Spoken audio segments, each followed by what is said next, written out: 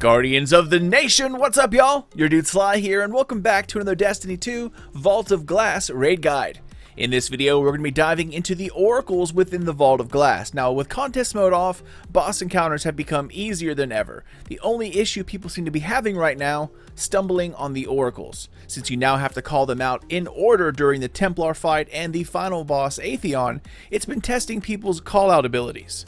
So let's talk about the easiest way to deal with them at each location. First, in the Templar location, you have to deal with the oracles themselves, and then the oracles during the Templar fight. So let's start out there. The oracles in this area pretty much spawn in a kind of a mirror image of one another, right? It's not exact, but there are 3 on the left, 3 on the right, and then 1 in the middle, a total of 7. Now there are plenty of guides that do the whole L1, L2, L3, R1, 2, 3 kind of labeling system. However, there is a much easier way. So think about it, there are 6 teammates and 7 oracles. The best thing to do during this encounter is to assign each guardian an oracle location. One teammate will have to pull double duty. The left side of the map or the middle has the best viewpoints to be able to do this.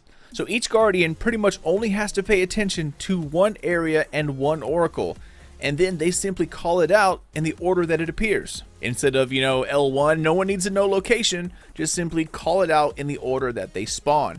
It doesn't matter if it's L3, if it's middle, right 2, etc., whatever, just call them out in the order that you see them pop up.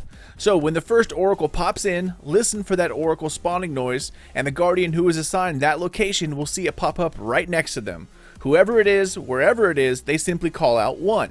The next teammate who sees the second oracle pop up, they simply call out 2. Then the teammate calls out 3, etc. Since each teammate is assigned a location and each oracle is covered, no one really needs to know where it's located, only the order, because all angles are covered. And the order signifies when you're going to have to shoot it. So, once all the oracles spawn in, simply shoot it and call it out in the order that you just talked about. The first person sees their oracle, shoots it, calls out 1.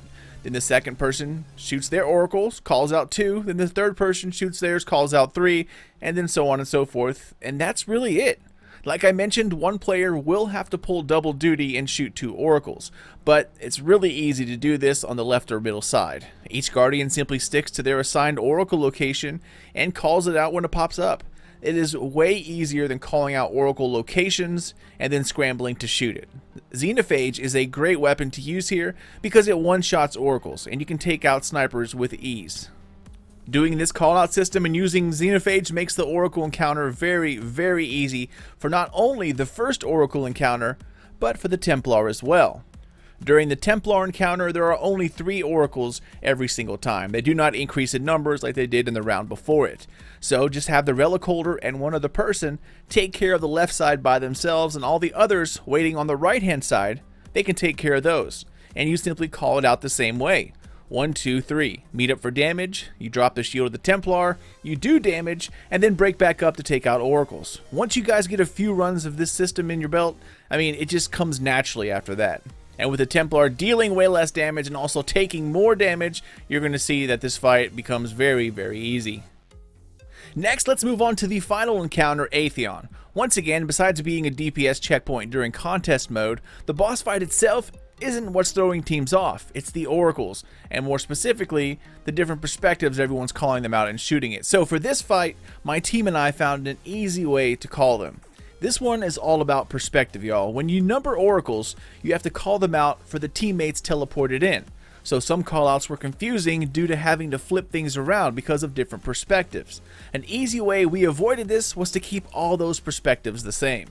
The boss room where Atheon is located in, the main room, the Mars portal, and the Venus portal, these are all the exact same room, simply at different points in time, past, present, and future. All the features stay the same, including the oracle locations and the damage platform. So when a team is teleported in, you want to situate yourself so that you're looking from the same perspective your boss team has.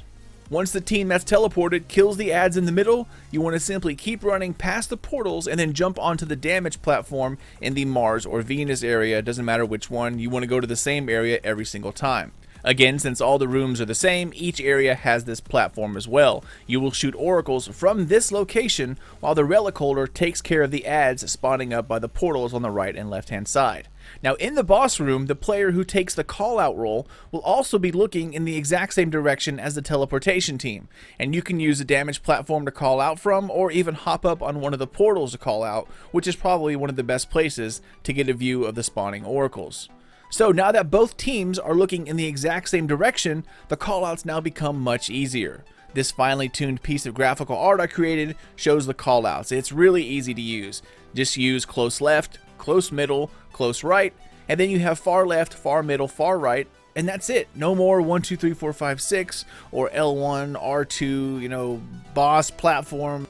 And things aren't flipped around because you're shooting from the steps. Now everyone sees the exact same thing, and it makes this fight so much easier. After getting a few runs under your belt, you'll see how easy this callout system is to learn. So yeah, that's it, Guardians. That's how you make the oracles easy within the Vault of Glass, from Templar all the way to Atheon. I hope this helps not only you, but others out there who are having trouble learning all the various callout systems out there. The key is to keep things simple and intuitive so that you don't have to think about it. It just comes naturally, and once you don't need muscle memory repetition to get things down, things just start to make sense.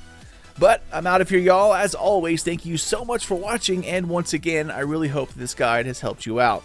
If you're new to my channel, then welcome, Guardian. Subscribe for more Destiny 2 Vault of Glass videos, including complete raid guides, secret chest, Vexed Mythic class catalysts, and much, much more. Spank the thumbs up or down if you liked, loved, or hated the video, and if you wish to get in touch, business or otherwise, feel free to hit me up, y'all. SlyNationGaming67@gmail.com, or check me out on the socials at Sly_Nation on Twitter, Sly Nation Gaming on Facebook. Take care, y'all, and keep those eyes open for more D2 and Mass Effect videos coming out here soon. But until then, this is your dude Sly, and I'll see you all in the next one.